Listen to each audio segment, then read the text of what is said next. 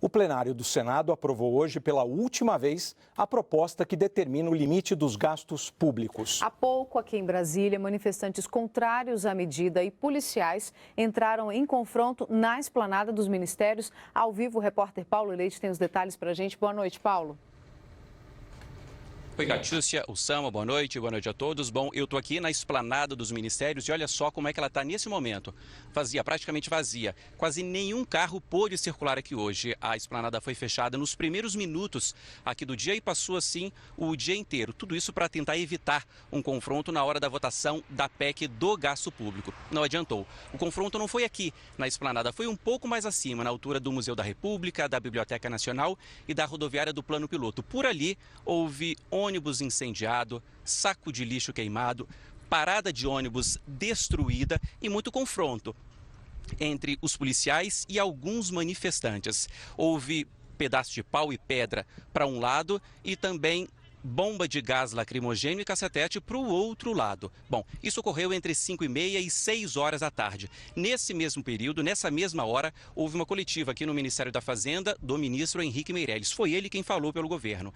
Ele gostou da aprovação da PEC do gasto público, comemorou a aprovação e classificou a medida como histórica. Diz também que é a iniciativa mais importante do ajuste fiscal e que essa aprovação abre espaço a partir de agora para o anúncio de novas medidas econômicas. E isso será feito já depois de amanhã. Segundo o ministro, o grande objetivo é fazer com que a economia produza mais e de forma mais eficiente. Eu passei o dia no Senado Federal, acompanhei a votação da PEC por lá e também a aprovação. A aprovação, por sinal, que deve ser promulgada ainda esta semana.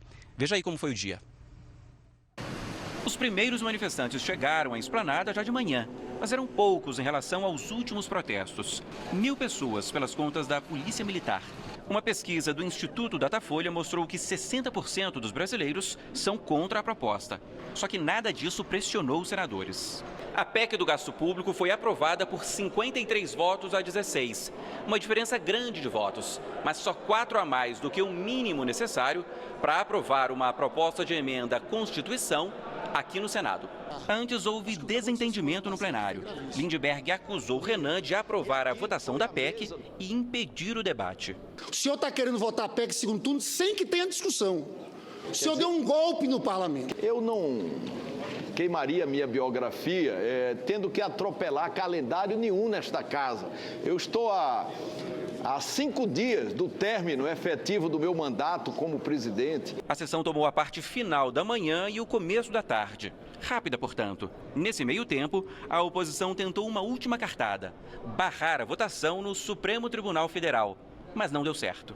A PEC fixa um teto para o gasto público pelos próximos 20 anos e limita o crescimento das despesas à inflação do ano anterior, uma norma que atinge executivo, legislativo e judiciário. A nova regra vai passar a valer no ano que vem, menos para saúde e educação, que serão enquadradas a partir de 2018. A oposição, aliás, tentou excluir saúde, educação e o reajuste do salário mínimo do congelamento, mas foi derrotada mais uma vez. Uma proposta para o Brasil que é a de perda de direitos da população mais humilde, e eu tenho certeza que isso aprofunda e torna mais justa ainda a tese que nós estamos defendendo de renúncia do presidente Temer e de convocação de eleições diretas para a presidência da República. Eu tenho certeza que os senadores que votaram a favor votaram pelo Brasil. Nós precisamos ter as contas públicas sob controle. Não podemos ter déficit público e nem aumento do endividamento público.